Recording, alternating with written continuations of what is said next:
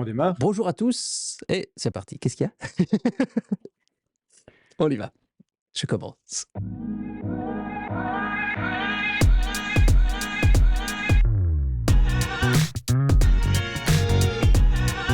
Bonjour à tous et bienvenue dans le nouvel épisode de votre podcast, Le Fraudeur, le Hacker et vous. Je suis Alexandre Pluvinage et aujourd'hui on va parler d'un sujet qui peut être un peu polémique, à savoir, faudrait-il rendre la sécurité informatique obligatoire?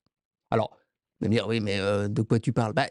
J'aime bien faire le parallèle, et vous le savez, entre la sécurité informatique et la sécurité routière. Et quand la sécurité routière a été mise en place, c'est parce que c'était dangereux, que les gens pouvaient se blesser et blesser les autres.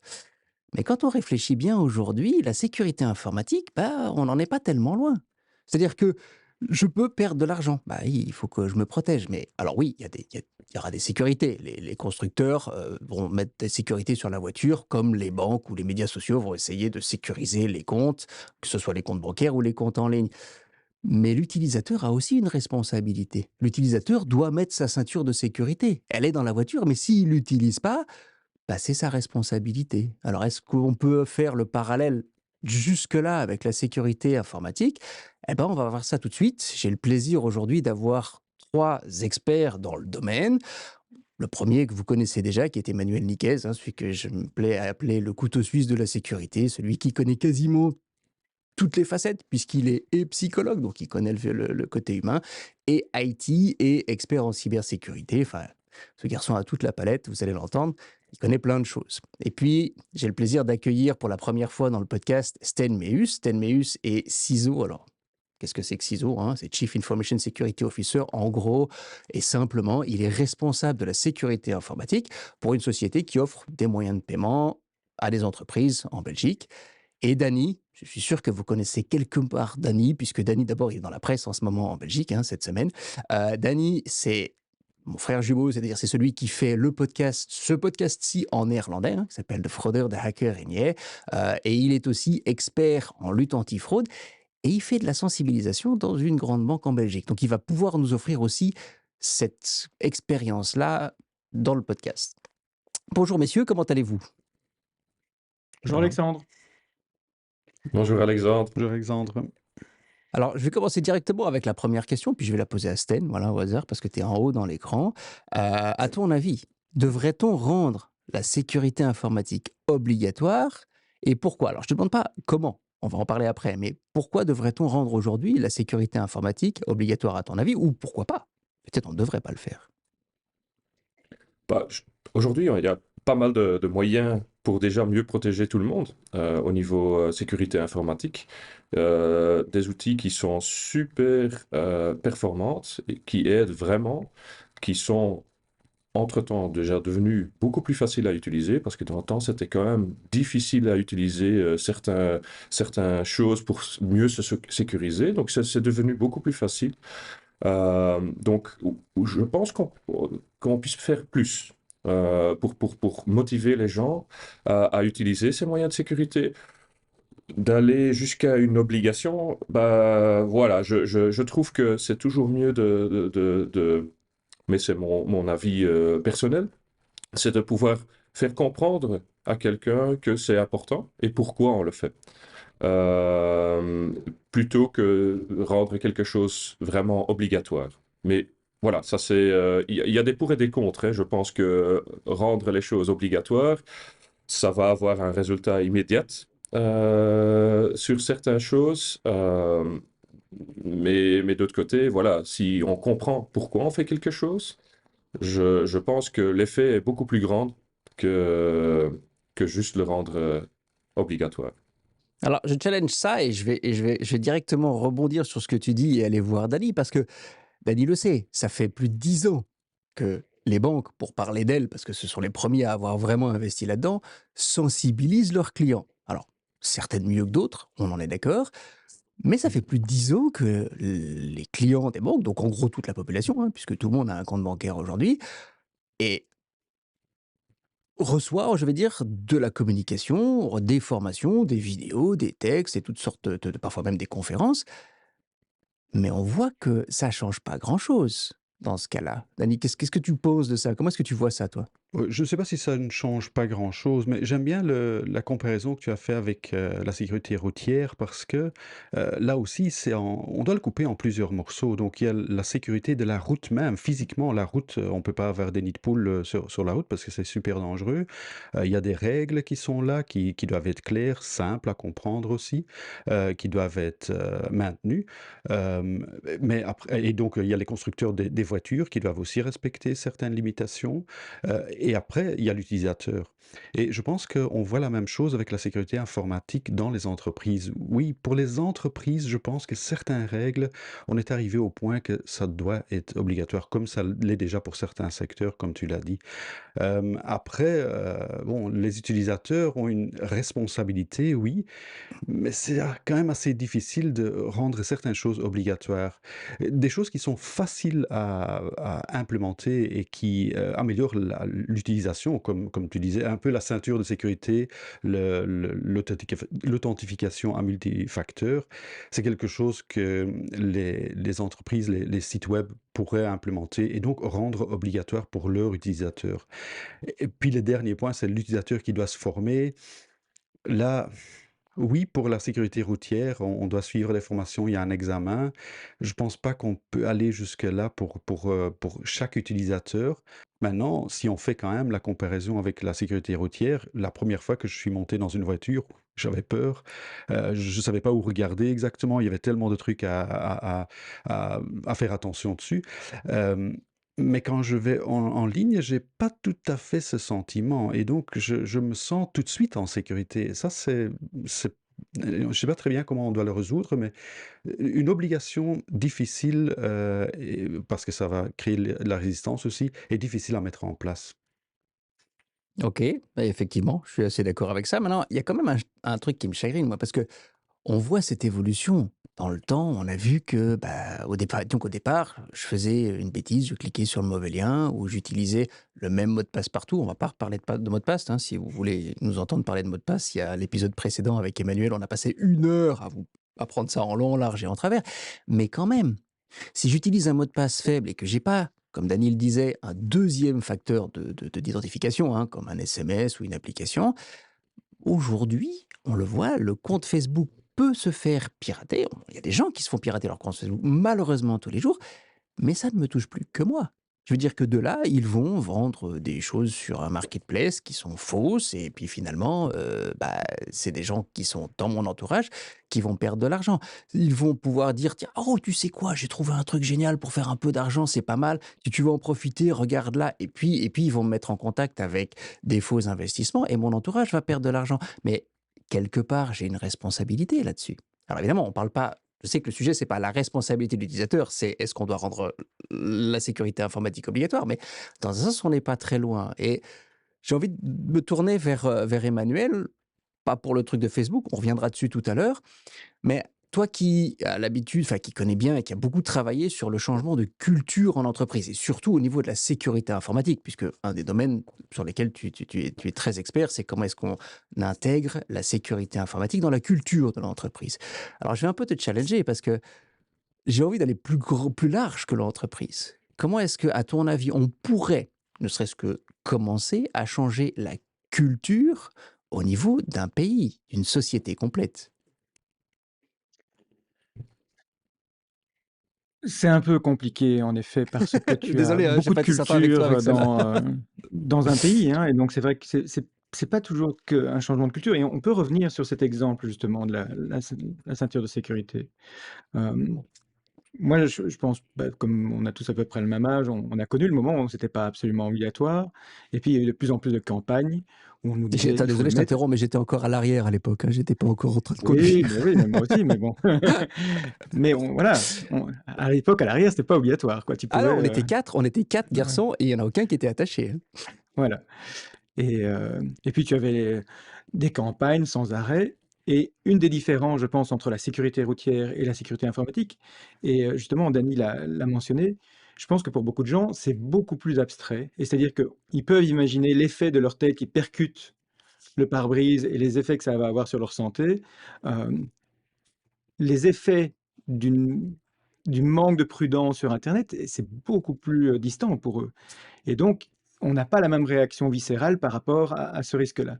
Et c'est déjà souvent le premier pas que l'on doit faire en sécurité informatique par rapport à d'autres, c'est d'essayer de faire comprendre le risque lui-même, l'impact, et de lui donner un aspect un peu plus concret. Et donc oui, on peut changer au niveau d'une population avec de la communication, etc. Mais par exemple, avec la sécurité routière, pour les communications qui ont été faites sur le port de la ceinture, j'ai justement un peu étudié le parallèle entre les deux il y a quelque temps.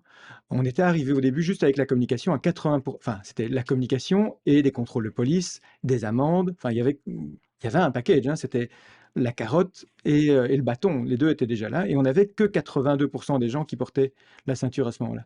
Qu'est-ce qui a fait changer le comportement des gens pour arriver au chiffre auquel on est maintenant, qui est à peu près de Mmh. 97%? C'est le petit dans la voiture chaque fois qu'on ne met pas sa ceinture, qui énerve les gens et donc ils la mettent. Et avec le temps maintenant, c'est devenu une habitude. Et en effet, si on ne la met pas, de toute façon, on va commencer à se sentir un peu mal parce qu'il manque un truc. Euh, Ça a mis des années d'abord pour arriver à ce résultat-là. Ça a demandé des changements au niveau des fournisseurs. Enfin, dans ce cas-ci, c'est les fabricants de voitures. Mais Constructeur de si voitures, on oui. voulait le faire au niveau IT, il faudrait en effet que tous les fournisseurs. Et on n'a pas encore fait ça, on n'a pas eu la même pression au niveau légal et au niveau gouvernemental pour arriver à ça en informatique. Donc, on a probablement encore du chemin à faire. On peut revenir de toute façon à la même question que tu as posée au départ. Est-ce qu'on doit le rendre obligatoire? Je suis assez d'accord avec le fait qu'on ne peut peut-être pas obliger tout le monde à le faire, qu'il y a un peu de liberté à préserver. Mais en même temps, quelque part, ce qu'on essaie aussi parfois de faire, c'est protéger l'utilisateur contre lui-même. Et comme tu dis, il y a peut-être pas énormément de conséquences pour moi si tout d'un coup je me fais hacker mon compte Facebook ou autre chose, bien que je vais perdre mes liens et des trucs dans le genre. Mais il y a d'autres situations dans lesquelles on peut avoir des problèmes. Si je me fais hacker mon compte sur un magasin en ligne, on peut commander des choses sur ma carte de banque, Mmh. les faire livrer ailleurs, et je perds de l'argent. Et ça arrive régulièrement. Et comme je le disais, la plupart des gens ne réalisent pas ça immédiatement. Et donc, quelque part, à est-ce que c'est, quelle est finalement la limite que l'on doit mettre entre protéger les gens contre eux-mêmes, un peu à leur insu et les ennuyer, Mmh. et les pro et finalement préserver leur liberté? Et ça, c'est de la Ouais. politique. Attends, parce que là, je t'écoute bien là. Tu es en train de me dire, il faudrait allez, tu es en train de me dire, non, c'est moi qui interprète ce que tu dis, pardon. Mais quand même, ce que moi j'entends, c'est, il faudrait le rendre obligatoire le plus vite possible et commencer à bosser pour que ça fonctionne. Parce que tu dis, ça prend du temps. Ça Mais prend la ceinture énormément a de été temps, bien sûr. obligatoire assez vite avant que tout le monde la porte. Désolé, hein, Ouais. je joue un peu l'avocat du diable là, mais Mais la 1re question, c'est une question enfin, réellement politique. Est-ce qu'il y a une volonté de le faire? C'est-à-dire, est-ce qu'à un moment donné, le législateur qui est censé nous représenter va définir, hem, enfin, une règle disant: on devrait avoir un minimum de connaissances et certains comportements pour pouvoir utiliser internet, en fait. C'est pas juste, ouais, notre ouais, téléphone, et ouais, cetera, ouais. c'est internet en général. Et c'est un sujet que j'aime bien parce que c'est vraiment les formations. Mmh. On va carrément aller dessus tout de suite parce que je pense que c'est quelque chose qui est fondamental, heu et dès le plus jeune âge. Je veux dire, moi, j'ai des enfants, c'est assez impressionnant comment ils ont cette impression de ouais, tout va bien, quoi. Non, il y a pas de risque sur internet. Ma fille, il y a quelques années, hein, parce que cette histoire-là remonte un petit peu, mais je lui expliquais la sécurité sur les médias sociaux et principalement sur Instagram et elle me dit: «Ouais, papa, mais ça va, tu sais, je connais, c'est bon, tu vois, genre, hein, ça suffit». Et puis genre la semaine d'après, elle me forward un truc sur Instagram en disant: «Oh papa, Nike va offrir 5 000 paires de baskets, de chaussures de basket». Elle fait du basket. «Oh, j'en veux une, est-ce que je peux m'inscrire?» Je dis: «Bah voilà». Bon, en clair, tu pas bien compris. Heu, ouais, je vois Sten l'entendre, enfin je sais aussi Sten, mais justement tiens, puisque je te vois sourire, je vais me tourner vers toi maintenant parce que je sais que tu as travaillé là-dessus. Toi, tu as développé, hein, avec la Cybersecurity Coalition, tu as développé un module de formation pour les écoles, en fait pour les enseignants, pour enseigner aux jeunes. Est-ce que tu peux expliquer rapidement, parce que ça peut être très long sinon, mais comment est-ce qu'on arrive à enseigner à des jeunes, quand on est professeur, qui souvent sont un peu plus, à l'aise en informatique que leurs profs? Comment est-ce qu'on fait ça aujourd'hui? C'est une question très intéressante et tu parlais de très jeune âge, hein, Mhm. parce que je pense que là, ça commence en fait, hein, parce que la première fois que les enfants commencent à travailler avec les iPads, avec les iPhones, avec les tablettes, les ordinateurs, c'est à partir de 3 ans déjà. Souvent, ouais. Oui, et donc, mais activement, ils commencent à 6 ans, 8 ans, ils commencent à vraiment faire leur propre choix là-dedans. Et il y avait, on a essayé, parce qu'il n'y a pas une solution là et on est très loin encore d'avoir quelque chose qui fonctionne pour tout le monde et qui va être faisable pour tout le monde à mettre en place. C'est-à-dire, et on a essayé quelque chose entre 8 et 12 ans, Mhm. c'est un jeu. C'est vraiment un jeu qui parle aux jeunes et qui leur fait qui leur donne en fait quelques réflexes, comme des réflexes que tu dois avoir quand tu commences à te promener sur la route, Mhm. sur la rue. C'est-à-dire, bah, si tu traverses la route, tu regardes à gauche, tu regardes à droite, et voilà, et tu vraiment des réflexes de base. Il y a même les parcs pour les jeunes enfants, les parcs de simulation. Ouais. Je ne sais pas comment on dit ça en français, mais c'est quelque chose qui est utilisé dans le monde physique beaucoup pour apprendre aux plus jeunes âges de vraiment comment se bouger dans le trafic. Mhm. Et puis le jeu qui était fait, c'était vraiment pour un jeu très facile, mais avec beaucoup d'interactions pour, par exemple, des réflexes sur les mots de passe. Ouais. Et pourquoi c'est important? La complexité, la taille, et donc toutes ces choses-là. Il y avait aussi partager des données, oui ou non.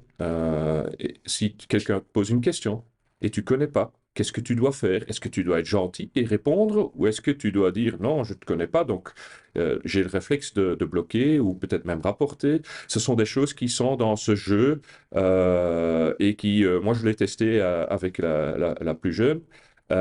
Chez moi et c'était vraiment, on voit directement, elle commençait à expliquer à sa grand-mère déjà certaines choses sur les mots de passe. Donc on voit vraiment, c'est là où on doit commencer. Mais là, on arrive au plus grand problème, c'est que, il faut trouver des jeux qui parlent vraiment aux jeux, à Mhm. toutes les jeunes, euh, et il faut avoir l'endroit où on peut vraiment un peu donner, offrir ça aux enfants. Et là, on a essayé via les écoles, via l'enseignement, de voir est-ce qu'on puisse intégrer quelque chose dans l'enseignement dès le plus jeune Mhm. âge des enfants Dans et les vraiment programmes, tu veux de dire, hein, prendre ça comme directement dans les dans les programmes d'école. programmes, Ouais. vraiment dans les programmes. Et là, on voit très clair que c'est on a un enseignement en Belgique qui est, on peut quand même être fier, même s'il y a eu dans les journaux quand même qu'il y a potentiellement des choses qui peuvent améliorer, Mhm. mais quand même. Euh, mais il y a quand même un délai. On parlait de 8 ans quand on en parlait pour les programmes d'enseignement. Il y a un délai de 8 ans entre une nouvelle introduction de quelque chose, une nouvelle problématique ou une nouvelle topic Mhm. d'enseignement et vraiment la mise en place dans les écoles et pour mettre à disposition C'est long. et vraiment l'industrialiser dans les Ouais, écoles. ouais. Mais il y a des initiatives qui sont prises par des écoles même, par des régions. Mhm. Donc, il y a des initiatives, mais vraiment industrialiser vraiment un topic à ce Ouais. sujet-là, ça prend du temps.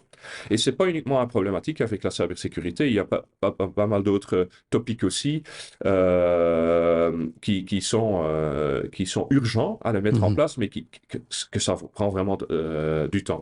Donc, je pense que oui, la réponse pour répondre à ta question, oui, je pense que là, il y a vraiment une grande partie de, de, de la solution, c'est de former les jeunes ou même les enfants. Mais il y a l'aspect pratique, comment le faire Mhm. et comment le faire et pouvoir suivre, parce que les évolutions, si tu as un jeu maintenant qui est vraiment très très bien, Mhm. demain, ce jeu-là, Ouais. ça peut être démodé et ça peut plus être relevant. Et donc, il faut pouvoir suivre. Et donc, c'est toute une industrie qui doit se mettre en place. Et cette industrie, bah, est-ce qu'aujourd'hui, ça rapporte de l'argent à l'industrie ou ça coûte de l'argent? Et donc, et là, on revient sur si c'est une obligation, ça pourrait inciter toute une nouvelle industrie qui va investir là-dessus et qui va pouvoir suivre tous ces changements plus vite. Mmh. Mais à nouveau, ça c'est le topic du jour et Exact. pour l'instant, moi, je n'ai pas la réponse, mais donc je peux que constater que voilà, oui, ça pourrait avoir un bon impact Mmh. et non, aujourd'hui, voilà, c'est pratiquement, c'est encore très dur voilà, de mettre ça en place pour tout le monde. Et je pense, si je peux Ouais, ouais, vas-y. intervenir là, c'est que, tu l'as dit toi-même, Sten, c'est que quand on fait de nouveau la comparaison avec la sécurité routière, allez, l'enfant, dès qu'il sait marcher et qu'il va se promener en rue, le parent lui montre qu'il faut regarder à gauche, à droite. Le grand-parent montre qu'il Juste. faut faire ça. Ici, on a une autre problématique, c'est que les parents, les grands-parents, ne connaissent pas, peut-être. Donc, Mmh. on Mmh. doit aussi construire en même temps que les enfants, on doit construire la connaissance dans toutes les générations parce que on l'a, je ne vais pas dire oublié, mais c'était un blind spot quand Ouais, Internet ouais, ouais, ouais, ouais, ouais. a grandi et est devenu aussi important dans nos vies. Et Exact. si je peux, Vas-y, hein, si vas-y, je peux, vas-y. parce que c'est ça ça c'est une étude qui a été faite aux Pays-Bas pour voir quel est l'impact si on va former des enfants entre 8 et 12 ans, quel est l'impact pour eux-mêmes, primaire, sur leur sécurité. Ça, c'était une chose. Et là, l'effet, c'est comme des réflexes. Quand, à cet âge-là, ça devient un réflexe. C'est plus que, ah oui, je dois réfléchir. Non, non, c'est vraiment Mmh. un réflexe. Puis il y a le deuxième effet, c'est, ah oui, c'est intéressant, ce domaine. Et donc, vraiment, pour voir à quel niveau est-ce que ça va inciter ces enfants-là de plus tard d'aller dans ce secteur. Ouais, Ça, c'était deuxième tout à chose. fait.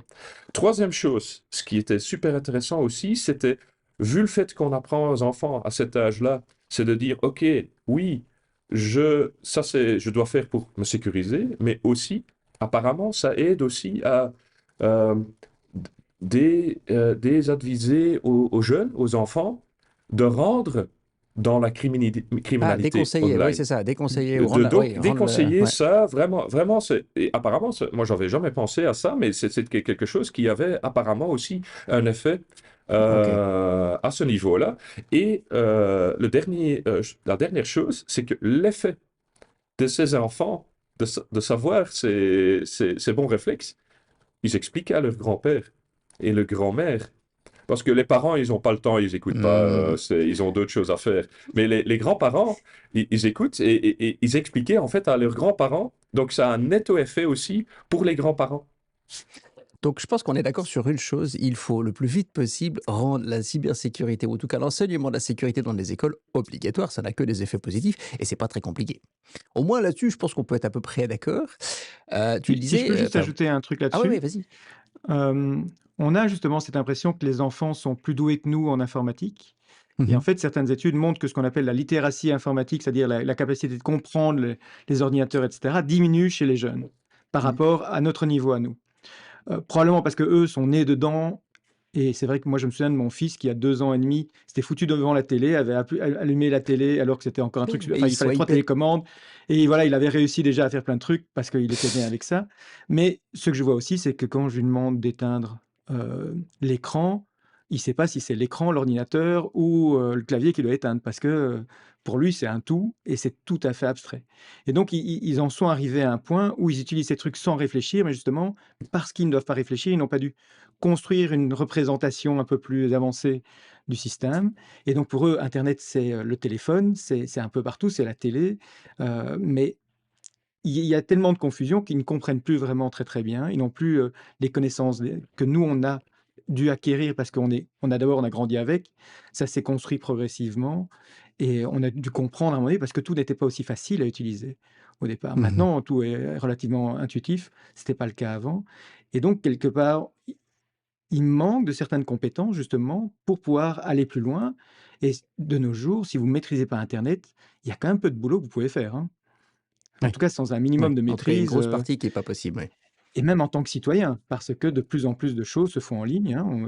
Si vous n'avez pas, It's Me de nos jours, ça devient compliqué de faire certains trucs avec votre administration, avec votre banque aussi, et il y a des gens, en effet, il y a les grands-parents, qui ont un peu du mal, on le sait, mais en fait, dans les jeunes, ils sont pas plus avancés que nos grands-parents, en fait, enfin que leurs grands-parents et donc rendre cela obligatoire, c'est aussi leur donner des outils pour l'avenir. C'est Mmh. pas uniquement quelque chose pour les protéger, c'est aussi pour leur permettre quelque part de pouvoir avoir, un boulot décent et d'avancer. Alors ça sera Ouais. peut-être plus tard, mais c'est un petit peu comme à l'université où les profs nous disaient, il n'y a pas longtemps qu'un des problèmes, c'est qu'ils ne maîtrisaient pas toujours la langue française, qu'ils avaient des problèmes de logique aussi et que donc ils devaient reprendre à l'université, des enseignements qui devaient être faits normalement dans le secondaire. Bah, c'est un peu ça, c'est que tout ce qu'on ne fait pas maintenant devrait être fait Mmh. plus tard et finalement, ça va être au dépens d'autre chose. Ouais, et je suis tout à fait d'accord, et honnêtement, il y a un truc, moi, qui m'a toujours, choqué, c'est le fait que, alors peut-être que dans le passé, OK, mais aujourd'hui, on n'intègre pas la sécurité par défaut dans les domaines qui sont enseignés. Je prends 2 exemples. La les comptables aujourd'hui, vont dans une école de comptabilité, prennent les cours de comptable et ils sortent de là, ils sont comptables. Ils sont bons, moins bons, suivant comment ils ont étudié, mais ils sont comptables et ils sont prêts pour rentrer dans une entreprise. À aucun moment, on leur a appris la fraude financière. C'est dommage parce que d'abord, c'est 1 heure sur tout un cursus, donc c'est vrai que ça va révolutionner toute l'organisation de l'université ou de l'école qui a enseigné, mais surtout, c'est eux qui vont être en première ligne. C'est-à-dire que on le sait et on le voit, enfin, les fraudes à la facture, il y en a tous les jours, dans tous les pays, dans toutes les entreprises. Les fraudes au CEO, le phishing, c'est quelque chose qui est devenu tellement courant aujourd'hui, mais sur le marché des gens, des jeunes qui ont une formation pour être des bons comptables, sauf qu'ils ne savent pas se protéger. Même chose avec, l'informatique. On forme encore, dans la plupart des écoles aujourd'hui, des informaticiens et des codeurs, hein, je parle plus même des développeurs plus que des informaticiens, qui vont développer, qui vont faire des applications géniales. Parce qu'en plus aujourd'hui, il y a tout ce qui est UX, donc on peut voir comment est-ce que l'utilisateur va se comporter, comment il va aimer l'application, enfin, c'est génial, et elle n'est pas sécurisée. C'est-à-dire que tu la mets 10 minutes dans les mains d'un mec qui est un spécialiste en sécurité, alors on va prendre un white hacker, donc les gentils, il détruit l'application. C'est pas normal. C'est un peu comme dire, «Ah, tu vas construire une maison, mais non, t'en fais pas, la solidité, la résistance, au séisme, la résistance au feu. Non, non, il faut juste qu'elle tienne, qu'on puisse fermer les portes et qu'on puisse dormir dedans». C'est pas logique, et dans les domaines aujourd'hui, la sécurité informatique, comme ceux que je viens de citer, bah, c'est pas dedans, et je trouve ça absolument pas normal qu'on doive l'enseigner à côté. C'est dans l'enseignement même que tu veux dire, parce que Ouais, dans leurs entreprises, on voit de plus en plus, chez nous, on a un jeu ouais. pour les développeurs, justement pour les apprendre à apprendre les bons réflexes et faire les bonnes choses. Donc Mais est-ce que mais c'est c'est comme tu normal? dis, c'est vrai, c'est pas, est-ce que c'est normal? Je sais pas, le monde change Ouais. et on essaye avec les développeurs, on essaye de construire ça.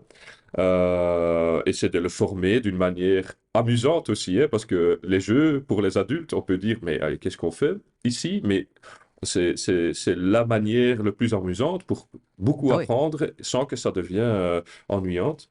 Mmh. Mais les écoles, oui, la question est toujours, et combien est-ce qu'on peut pousser sur les écoles, hein, Moi, je trouve que c'est la balance. Je pense qu'ils ont déjà fait un effort sur la digitalisation.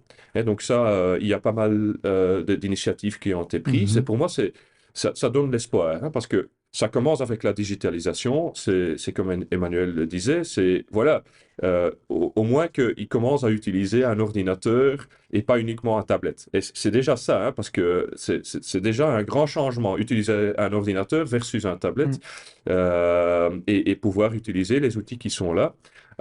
Ça et tout le programme que l'enseignement est en train de mettre en place pour la digitalisation dans l'enseignement, ça, je pense que ça donne beaucoup d'espoir. La question est plutôt, OK, comment est-ce qu'on va intégrer maintenant la sécurité dans toutes les Mmh. formations qui vont venir? Il y a une autre chose que j'avais entendu parce qu'il y a un stage, un gars qui va faire un stage chez nous dans mon équipe de sécurité Mmh.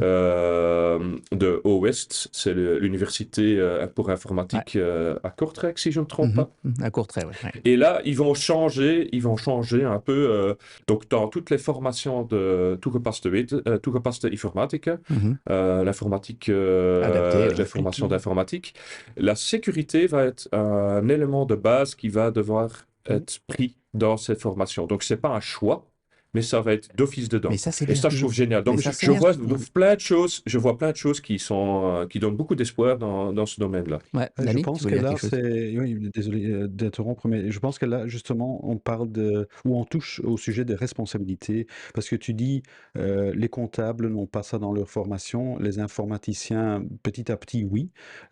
Et je pense derrière, bah, il y a les secteurs dans lesquels les informaticiens arrivent, c'est de plus en plus allez, c'est beaucoup de le secteur financier, évidemment. Et donc là, il y a une forte demande de respecter les règles de sécurité. Mhm. Parce qu'aussi le secteur financier a une responsabilité. Si on prend l'exemple d'un architecte, on va parce que tu disais Alors toi-même, attention, juste, l'architecte. je t'interromps 2 secondes. On parle d'un architecte informatique, hein, parce que pour les gens qui nous écoutent, Oui, ne sont pas tous sont des non, non, gens qui décident d'une moi je parle architecture d'un vrai, informatique dans moi un je parle réseau. d'un vrai architecte en fait, Ah, parce que pardon. je pense que dans la formation d'un architecte Mhm. d'un immeuble, lui, Ah il oui, va ok. avoir des règles de sécurité à respecter. Ok. Alors qu'un comptable, actuellement, c'est pas dans sa formation. Pourquoi est-ce que l'architecte d'un immeuble a ça dans sa formation?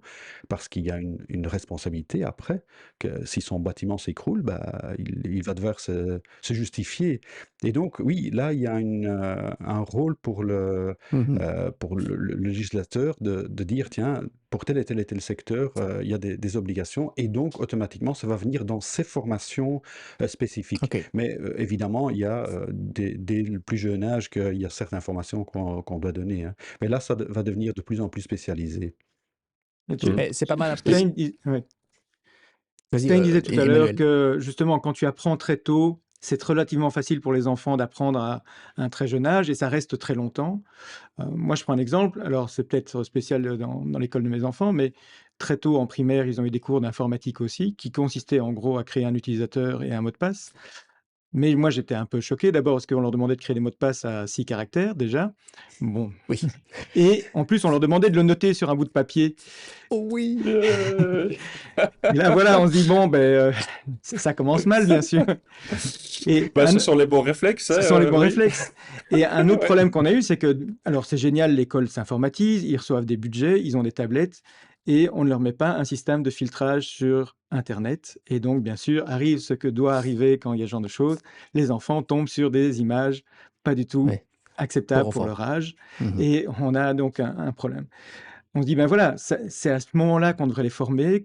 Mhm. On devrait déjà commencer l'éducation un peu aux médias et ce genre de choses, et on le fait, mais à moitié. Et c'est un peu ça, c'est on forme un petit peu les développeurs aussi, mais à moitié. Et donc, qu'est-ce qui se passe? Quand tu les engages, tu dois leur faire des jeux pour leur apprendre encore à faire de la sécurité. Alors, c'est vrai que la Mhm. sécurité évolue en permanence, il y a des trucs qui doivent, c'est un peu la formation continue, mais je pense qu'il y a des moments où on doit vraiment déjà récupérer un gros fossé entre les deux. Et quand on y pense, même si ça évolue beaucoup, les principes de base restent souvent les mêmes. Euh, c'est Mhm. euh, allez, même en architecture, en sécurité, c'est finalement, on ne donne pas tous les droits par défaut, on ne donne aucun droit par défaut et on donne juste ceux dont on a C'est ça. besoin. On ferme toutes Et les c'est vrai portes et on que, rouvre uniquement voilà. celles qui sont nécessaires. Et ça, oui, le monde va évoluer, mais le principe va rester, quoi. Ça va être. Mhm. Et c'est vrai que si on peut déjà leur inculquer ça et que ça reste une sorte de réflexe par défaut, bah, pour plus tard, d'abord, ce sera beaucoup plus facile pour eux. Et puis surtout, pour plus tard, on se protège déjà contre toute une série de menaces. Ouais. Qu'importe l'évolution qu'on va avoir, quoi. Et donc moi, Donc, je suis un peu triste que ça ne se fasse pas mieux en primaire, ou même en ouais. secondaire après. Ouais, ouais. Donc il y a encore du travail en formation. Enfin, on a évoqué les écoles, hein, on a même passé pas mal de temps. On a finalement parlé des entreprises parce que oui, elles doivent. Pour Suppléer. certaines, elles ont des obligations. Ça dépend des secteurs, mais il y a certains secteurs qui ont des obligations. Et puis il y a aussi le fait que on n'a pas le choix. Comme Sten le disait, quand comment dire, on engage un informaticien et que il sait faire des très belles applications et du code qui fonctionne, mais du tonnerre, mais que c'est blindé de fautes et donc on sait tout de suite à travers ce code, pirater l'entreprise, les utilisateurs, il y a un problème. Je pense qu'on ne l'a pas évoqué, mais c'est un sujet que tout le monde connaît, parce que les banques sont aussi, et là on parle plus de fraude, mais elles sont aussi très impliquées. Et d'ailleurs, il y a une législation qui risque d'arriver, hein, je pense que c'est en 2025, si je ne me trompe pas, au niveau européen, qui va rendre obligatoire, on parlait deux obligations, mais qui va rendre obligatoire pour les banques dans toute l'Europe de former, enfin d'augmenter, en fait il y a plusieurs points, augmenter la connaissance sur la sécurité des moyens de paiement et donc la lutte antifraude pour leurs clients, les alerter, c'est le deuxième point, sur bah, il y a un nouveau type de fraude. Donc sachez que ça arrive. Hein. Prendre un exemple tout bête, on en a parlé aussi dans ce podcast, hein, le phishing par code QR, ça reste du phishing, mais c'est nouveau. Alors on explique ce que c'est et comment on se protège. Et puis la troisième chose qu'il faut expliquer à ses clients, c'est comment est-ce qu'on rapporte une fraude? Une fois que j'ai découvert un faux mail ou un mail de phishing ou que j'ai été victime, qu'est-ce que je fais? Ils doivent tous savoir comment réagir justement pour pouvoir réagir vite. Il y a un autre volet en interne, c'est-à-dire que les banques vont devoir aussi former leurs employés justement, comme Stan le disait, hein, pour que le code soit propre, qu'il n'y ait pas de moyen de finalement voler de l'argent aux clients. Euh, mais c'était un peu pour finir le sujet, mais j'aimerais qu'on avance un tout petit peu parce qu'il y a un autre sujet qui m'intéresse, c'est le fait, il y a des choses qu'on pourrait rendre obligatoires assez facilement. On va laisser les formations de côté, mais j'en ai parlé tout à l'heure. Si Facebook, demain, disait à tous ses utilisateurs, alors peut-être petit à petit, on va pas faire ça en un grand clash, mais quand même, disait, voilà, chers utilisateurs, vous avez 2 mois, 6 mois pour activer l'identification à 2 facteurs. Alors c'est quoi? Bah, on a déjà un mot de passe, hein, c'est le premier facteur, et puis on va recevoir un SMS ou on va utiliser une application de sécurité comme Microsoft Authenticator ou celle de Google. Vous choisissez, mais c'est obligatoire. On l'a mis en place. Ils ont fait beaucoup de campagnes de promotion pour ça. Il n'y a pas que, hein, je veux dire, Apple l'a fait, Google l'a fait pour Gmail, mais tout le monde ne l'a pas mis en place. Et si on disait c'est ça ou dans 6 mois, bah, tu ne peux plus accéder à Facebook tant que tu ne l'as pas fait, bah, je pense que ça aiderait finalement. Je ne sais pas ce que vous en pensez, vous, à ce niveau-là. Moi, c'est vraiment un truc, je dis, c'est super facile à faire. Quel est le problème avec ça? Pourquoi ils ne le font pas, à votre avis? L'accès par les Euh, utilisateurs, hein, tu sais que Mm. si tu veux attirer les gens, plus c'est compliqué, moins il y a de chances qu'ils arrivent. Mais en même temps, je trouve que maintenant, quand tu vois les techniques de sécurité comme le tout est fait, la simplicité que tu as installé ça sur ton téléphone, la disponibilité du système, je trouve que la balance ne justifie. Alors c'est vrai que par exemple, si tu prends Facebook, bah, ils vont dire, ils n'ont pas de contraintes, il y a Ah, pas trop, ils pensent qu'il n'y a pas trop de risques non plus, donc ils vont pas vraiment, ils l'offrent parce qu'il y a des gens qui vont le demander, mais ils ne vont pas le forcer. Regarde le gouvernement maintenant. Bah, avant, tu avais ta carte d'identité électronique, maintenant tu as ITSMI en plus, tu as toujours des codes, etc. Mais c'est vrai que eux, il y a un besoin. Alors, il y a une contrainte qui sont probablement mis eux-mêmes, hein, mais qui est logique aussi, comme le font les banques. Mais c'est vrai que par exemple, les banques, si on veut être un peu technique, il y a un moment donné, la BNB interdisait ce qu'on appelait les soft tokens, hein. Donc, il fallait absolument avoir le Digipass. Tu ne pouvais pas avoir un pseudo Digipass sur ton téléphone parce qu'ils pensaient que c'était mhm, pas assez sécurisé. Bon, maintenant, il y a le SMI qui a été accepté, la technique a évolué aussi. Et c'est vrai que le problème, c'était que le token était très cher, pas seulement à l'achat, mais à distribuer. Le coût de mhm. distribution était très élevé, alors que le soft token, bah, tu l'installes, il faut un petit peu d'aide, peut-être un petit peu de support, mais en tout cas, c'était. Alors, le Et je token pense que dont c'est un tu peu parles, ça. attends, parce que je me permets d'interrompre, parce que juste pour être Oui, sûr qu'il y a des gens qui n'ont pas les terminologies que tu utilises. Donc, le soft token, c'est simplement une application sur son téléphone. Le hard oui, token, le token, c'était un digipass, un lecteur de carte, enfin, ce genre de choses qu'il fallait voilà. effectivement envoyer par la poste chez l'utilisateur. C'est beaucoup plus compliqué. Et je pense que ce qui se passe aussi maintenant, et c'est une des belles évolutions, c'est qu'on arrive à avoir des technologies qui sont plus en plus faciles à utiliser. Prends Apple, par exemple, ils l'intègrent dans leur téléphone, tu n'as quasiment rien à faire, tu reçois un truc. Les Ouais. SMS fonctionnent bien aussi. Et le taux de pénétration du smartphone, qui est quand même un des trucs les plus élevés, je crois qu'on est à 98% de la population qui a un smartphone, enfin dans la population active, hein, on parle, bah, ça te permet, ou même un téléphone, je pense qu'on doit, enfin un téléphone mobile, tu peux Mhm. utiliser facilement le SMS comme Ouais. token, enfin comme second token. C'est pas parfait, on est bien d'accord, on l'utiliserait probablement pas dans le monde financier ou dans des trucs plus sensibles, parce qu'il y a peut-être encore des problèmes là-dedans, quoique. Mais, euh, mais c'est là, il y a une facilité. Alors il y a un coût, mais le coût d'un SMS maintenant, c'est ridicule, hein. Avant, ça te coûtait, je sais plus, 30 centimes le SMS. Maintenant, de toute façon, c'est limité chez quasiment tout le monde. Et Mm. nous, en tant que D'autant plus société, qu'on ça ne coûte l'utilise rien. pas. Ouais, et d'autant plus qu'on l'utilise pas tout le temps. C'est-à-dire qu'on peut lui Non. demander, je t'envoie un message avec un SMS, à chaque fois tu te connectes à partir d'une machine que je connais pas. Si tu t'es Ouais. connecté avec ton PC à la maison et que je l'ai associé à ton compte comme machine sécurisée, t'as pas besoin à ce moment-là, à chaque fois, de redemander. Il y a différents niveaux. Tu peux dire à chaque fois, parce que ça doit être très sécurisé, ou non, cette machine, elle est trustée. D'ailleurs, ce que certains font, c'est disent, tu peux décider toi-même. Bah oui.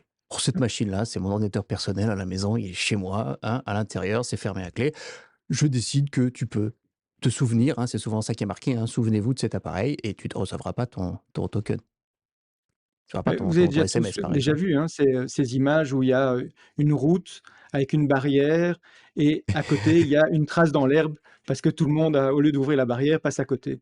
Bah, ça représente un principe de base, c'est que l'être humain va chercher la simplicité en permanence. Mais c'est là où le sujet est intéressant. Est-ce que ça ne devrait pas être obligatoire? Et c'est marrant parce que en ce moment, il se passe plein de choses au niveau européen. Il y a de très très bonnes choses qui arrivent avec le DSA, le DMA, la législation. Si vous ne savez pas ce que c'est, bah, allez voir dans la playlist Mmh. de ce podcast parce qu'on en a parlé.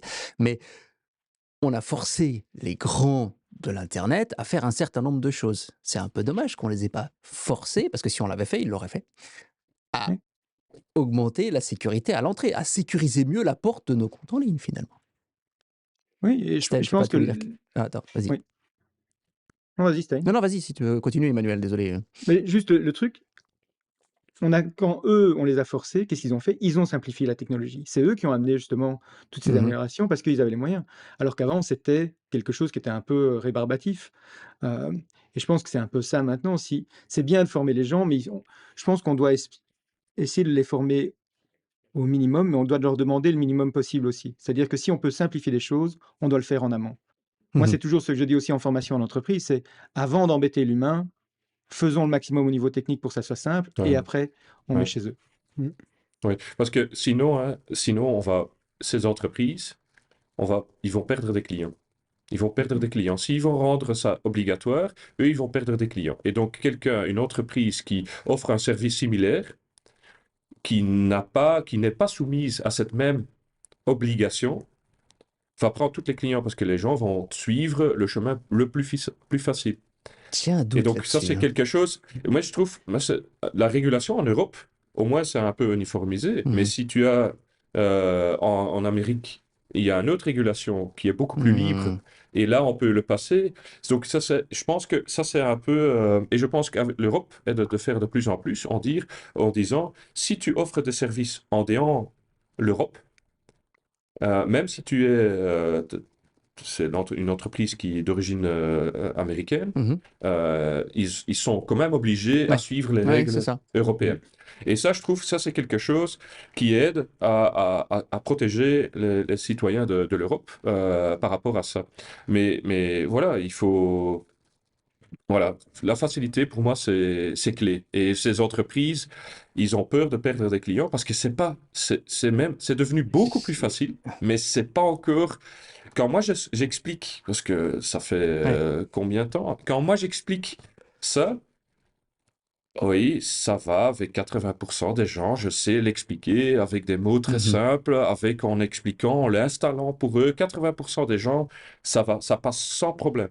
Mais il y a 20% des gens qui disent non, je veux pas, je comprends pas moi-même, donc je veux pas parce que je comprends pas ce système et ça, en fait, en le mettant, parce que j'offre même de le faire pour eux, ils disent non, je veux pas parce que ça veut dire que moi, j'ai pas moi-même sous contrôle l'accès et parce que je comprends pas. Donc s'il y a un problème, Alors, je là, suis je suis dépendant d'accord. de toi pour pouvoir l'expliquer. Mhm. Et donc c'est une résistance pour dire non, je veux même pas le faire. Même si je comprends qu'il y a une bénéfice au niveau sécurité, c'est que eux ils voient ça comme une perte de contrôle parce qu'ils savent pas quand il y a un problème peut-être un jour avec, ils savent pas le résoudre eux-mêmes C'est et ça. donc ils sont coincés et donc Ah ils ouais. veulent pas. C'est une perception et je la comprends. Il y a 2 semaines, je donnais une formation à des gens qui sont retraités et j'avais exactement ça. Et c'est vrai que le fait de ne pas savoir si ou de ne pas comprendre, ça leur fait peur. Alors que finalement, si tu prends les deux, c'est plus simple. Mais je ne suis pas tout à fait d'accord avec ce que tu dis et je vais quand même laisser plutôt Dany réagir là-dessus, parce que ça m'intéresse aussi. On a des exemples du fait que, bon, d'abord, je suis pas d'accord que les gens vont quitter Facebook si Facebook le rend obligatoire, parce qu'il n'y a pas réellement d'alternative. Mes amis sont là. Si moi je vais ailleurs, et on l'a tous vu, enfin, il y a Thread qui est arrivé, ça marche pas très bien. Pourquoi? Bah, parce que tout le monde est sur Twitter. Il va falloir du temps et que, bon, on va parler de lui pour une première fois dans le podcast, qu'Elon Musk en fasse encore beaucoup plus pour que les gens quittent Twitter, mais les gens restent dans leurs habitudes. Mais on a deux exemples Et je veux demander à Dani, parce que justement, c'est le secteur bancaire pour une partie. On a deux exemples où on a forcé les gens, on a rendu obligatoire une sécurité. Et j'ai pas dit que ça a été facile. Ça a même parfois été compliqué, mais ça a marché.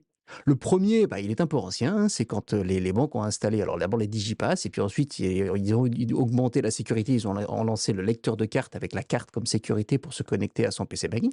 C'était un grand changement. Et il y a eu de la résistance, mais tout le monde y est arrivé. Le deuxième, bah, c'était pendant le Covid. Tout le monde a dû installer It's Me pour avoir son Covid Safe Ticket, sinon tu ne pouvais pas sortir. Bah, ils l'ont fait. Et là, la sécurité, elle a été rendue obligatoire. C'est vrai, mais oui, le premier exemple est pas mal, bien qu'on va pas parler des soucis de phishing avec lecteur de cartes, peut-être, mais It's Non, non, Me, on parlait du fait de effectivement, rendre obligatoire une sécurité et de l'adoption par le avec It's public. Me, c'était pas devenu obligatoire, mais c'était le plus facile pour avoir ton ticket Covid Safe. Et donc, beaucoup de gens l'ont utilisé, ont installé, n'ont pas tous, malheureusement, compris qu'ils pouvaient aussi l'utiliser pour leur banque, parce que c'était juste pour le ticket Covid Safe. Et donc, mais c'est effectivement, une obligation a aidé à rendre It's Me Mhm. plus connu. Maintenant, j'aimerais bien quand même réagir sur 2 points de ce que Stan a dit. Effectivement, dans le premier, est-ce que les gens vont quitter la plateforme? C'est un souci de ces plateformes-là, mais c'est qu'il y a aussi, je pense qu'ils ont été négativement dans la presse beaucoup plus souvent avec le contenu qu'ils ont mis. Et donc là aussi, la législation européenne qui arrive, c'est sur le contenu. Ce que ces plateformes n'ont pas l'air de comprendre, ou ne pas vouloir comprendre peut-être, c'est que comme il y a des utilisateurs qui n'ont pas d'MFA, leur compte est plus facilement piraté et le contenu illicite est publié à travers ces comptes-là. Donc, en rendant l'identification à multifacteur Mhm. obligatoire, ils vont peut-être déjà résoudre une partie de ce problème-là. Maintenant, bon, le contenu, ça c'est c'est un autre sujet qu'on va peut-être aborder plus tard. Mais donc, la facilité d'utilisation et la facilité d'expliquer, quelque part, je suis d'accord avec ce que Stan dit, c'est que quand on arrive ou quand on n'arrive pas à expliquer à quelqu'un comment ça fonctionne et cette personne va l'utiliser, ils vont mal l'utiliser et donc ils vont quand même être à risque de fournir tout à quelqu'un qui essaie de les manipuler. Donc, il y a du pour et Ouais, du contre, et donc ça se c'est discute, mieux mais d'utiliser MFA, c'est mieux de le ouais, comprendre évidemment, ouais. mais quelqu'un qui ne comprend pas, c'est aussi un danger pour lui-même. Donc on doit trouver le moyen d'expliquer à tout le monde, ça, Ouais, avant de rendre quelque chose de très obligatoire ou trop vite je obligatoire. suis un peu, pas tout à fait d'accord dans le sens où tu es en train de me dire que quelqu'un qui utiliserait mal MFA est plus en danger ou plus dangereux que quelqu'un qui l'a pas. Et là, je suis pas d'accord Non, en non, non, fait. Maintenant, ça je ne dis pas, mais non, non. il sera moins Ouais. protégé que quelqu'un qui comprend comment ça marche. Et là, je te suis, mais quand même, ça reste une amélioration. Juste un Euh, truc auquel je viens de penser, hein, parce qu'on dit ben, Facebook finalement c'est pas très très grave. Regardez le nombre de sites sur lesquels vous pouvez vous loguer en utilisant votre login Facebook aussi. hmm. C'est-à-dire qu'il Ouais, sert de single sign-on pour pas mal d'autres trucs. Et rien donc, que ça. Ouais. en fait, on voit le premier risque, mais il y en a un deuxième derrière. Alors bien sûr, tout le monde ne le fait pas, mais pour ceux qui l'ont fait, ça peut être catastrophique dans certains cas. Hmm. C'est clair. J'avais pas pensé à ça, mais c'est vrai que moi j'utilise, alors pas celui de Facebook, j'utilise celui de Google et celui d'Apple, mais ils sont super sécurisés avec des mots de passe super longs Ouais. et C'est un second c'est- facteur. Donc j'ai sécurisé la première porte et si après je la déplace ailleurs, elle reste c'est aussi comme le même mot de sécurisée. passe, un bon mot de passe, mais Voilà. pour toutes les sites le même, en fait. Voilà. Ouais, c'est un peu ce même. Il faut les C'est un C'est des observer. ça. dangers, hein. Mais Mais là, ouais, je pensais juste à un vas-y. petit exemple, hein, parce qu'on parlait de cette simplicité. Euh, Vous avez peut-être connu dans les années 80, 90 sur les voitures, il y avait ce qu'on appelait les alarmes VV3. Hein, il fallait mettre un clignotant, donner un coup de Ah klaxon oui, ça, pour d'accord. Ouais, déverrouiller les ouais, alarmes. ouais, ouais, C'était ouais. un truc extrêmement compliqué. C'était obligatoire à cause des assurances, mais personne n'aimait ça et c'était un peu bloquant. Regardez comment on a évolué maintenant dans le monde des trucs, hein. Avant, il fallait avoir sa clé, mettre le truc, faire l'alarme VV3. Puis tout d'un coup, il y a eu les télécommandes, ça pouvait déverrouiller. Et puis maintenant, vous avez votre carte dans votre poche, vous arrivez, c'est à peine si la porte ne s'ouvre pas. Et automatiquement, vous êtes reconnu et votre voiture démarre et on ne sait quasiment plus les voler parce qu'il y a des systèmes cryptographiques intégrés. Enfin, c'est génial. Mais surtout, pour l'utilisateur, on est passé de deux contraintes à plus de contraintes du tout, quoi. Mmh. Et je pense Mais plus facile. voilà, c'est beaucoup plus facile. Et je pense que c'est ça qui fait qu'on a une adoption qui est géniale, c'est Mmh. qu'on a réussi à simplifier à un point où c'est même plus facile qu'avant. Donc la sécurité est devenue quelque chose qui facilite les choses. Mais il y a un incentif important pour les vendeurs de voitures. Parce qu'ils savent, il y avait des voitures qui étaient géniales, mais personne ne les achetait encore parce que c'était impossible de les assurer. Oui. Ou beaucoup trop cher pour les assurer. Et donc, ils vendaient plus la voiture, même si la voiture était géniale, elle était trop volée.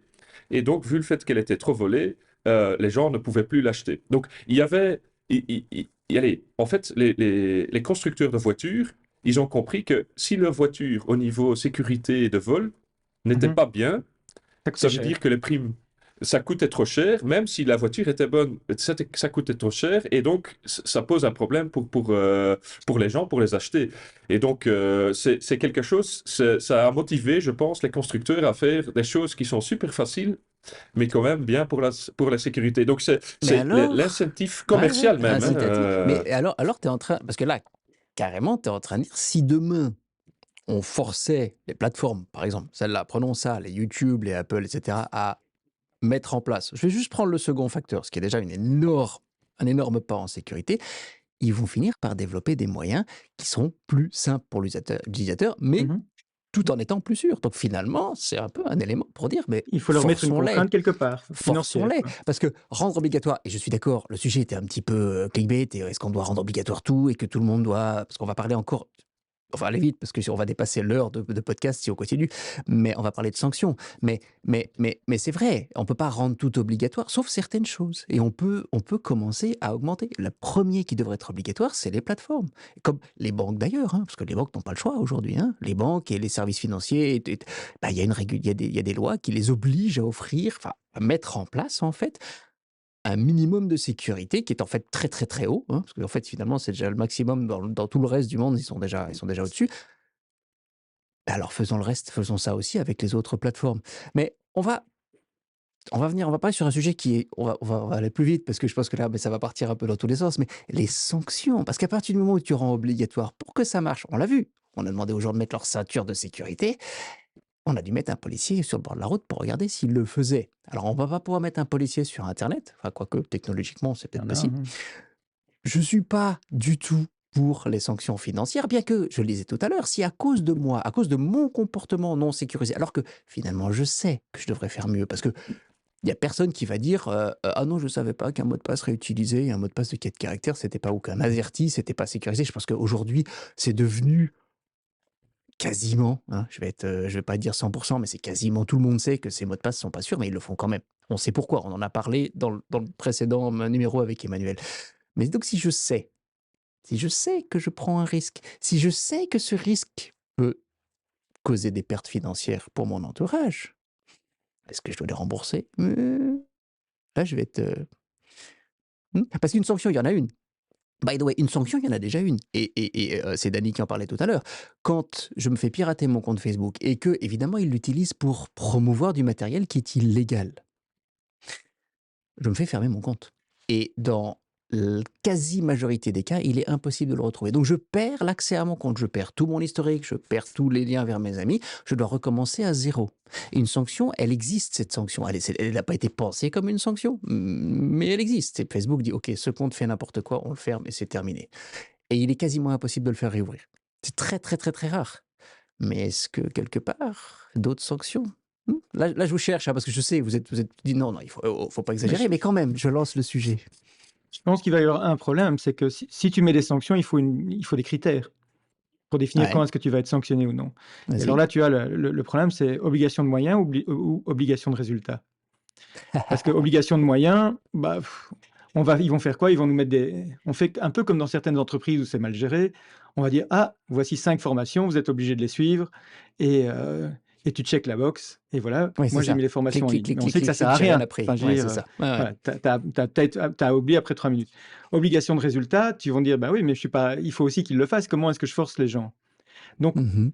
tu vois, on va se retrouver dans une situation où bien c'est frustrant parce qu'ils vont être pénalisés pour des trucs sur lesquels ils n'ont pas le contrôle, ou bien on va leur donner le moyen de ne pas être pénalisés, mais sans rien faire d'efficace.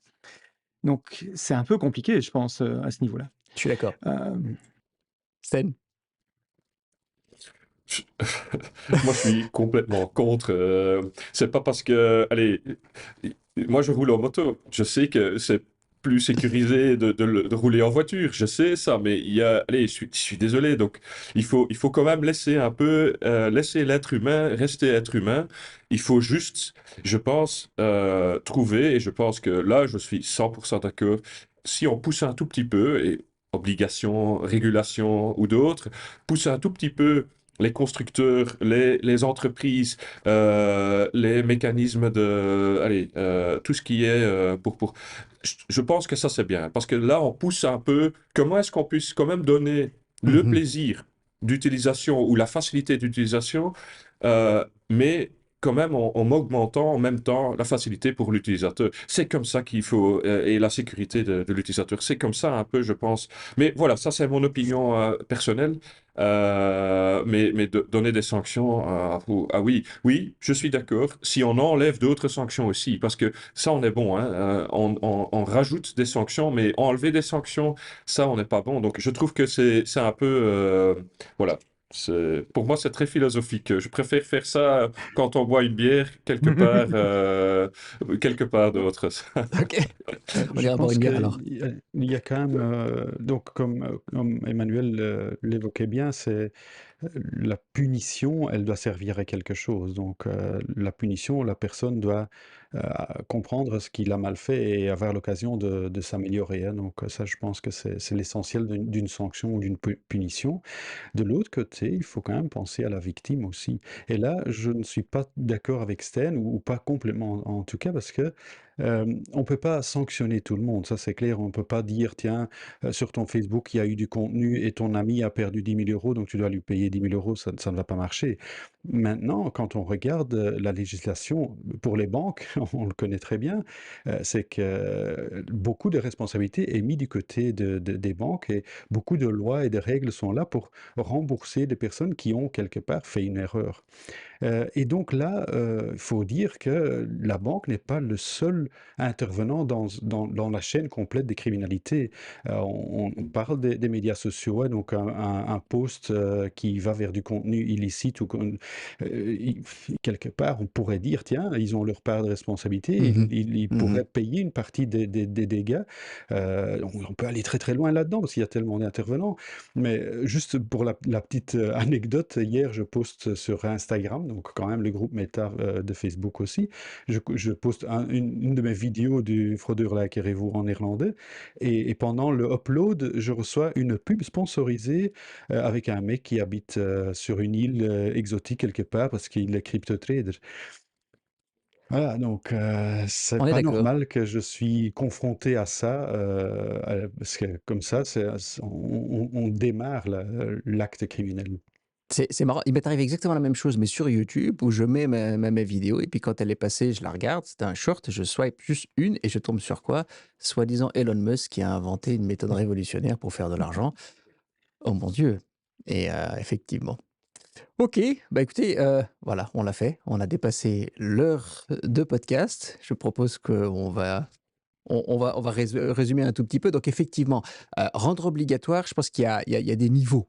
On ne peut pas tout rendre obligatoire, mais il y a des choses qu'on pourrait rendre obligatoires. On a identifié, bah, les écoles, effectivement, implémenter ça dans les programmes scolaires, et c'est vrai que bon, Sten a déjà commencé à travailler dessus avec son équipe à la coalition pour justement commencer à mettre la sécurité informatique dans les écoles, mais il y a encore du travail et il faut pouvoir suivre et mettre à jour, ça il l'a dit. Les entreprises et les banques le font, et on l'a vu, les banques vont devoir faire mieux, encore plus en tout cas, quand la nouvelle législation européenne sur les paiements va arriver peut-être en 2025. Mais il y a clairement aujourd'hui un manque de responsabilisation au niveau des plateformes en ligne pour forcer un certain nombre de sécurité. On l'a vu, hein, les constructeurs automobiles ont été obligés d'implémenter un certain nombre de sécurité, et après, il va falloir les forcer. Aujourd'hui, il y a eu des implémentations dans les médias sociaux de certaines sécurités. Elles ne sont pas encore obligatoires, et je pense que c'est dommage que bah, on n'en soit pas là encore aujourd'hui.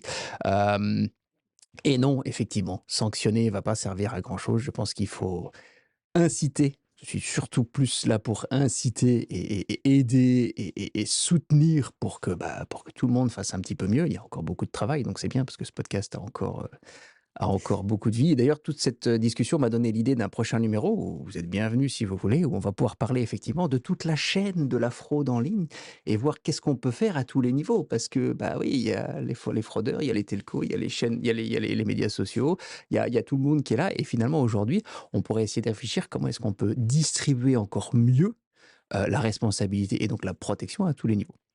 En tout cas, je vous remercie à tous. Je ne sais pas si vous avez un dernier mot à ajouter avant qu'on arrête l'enregistrement.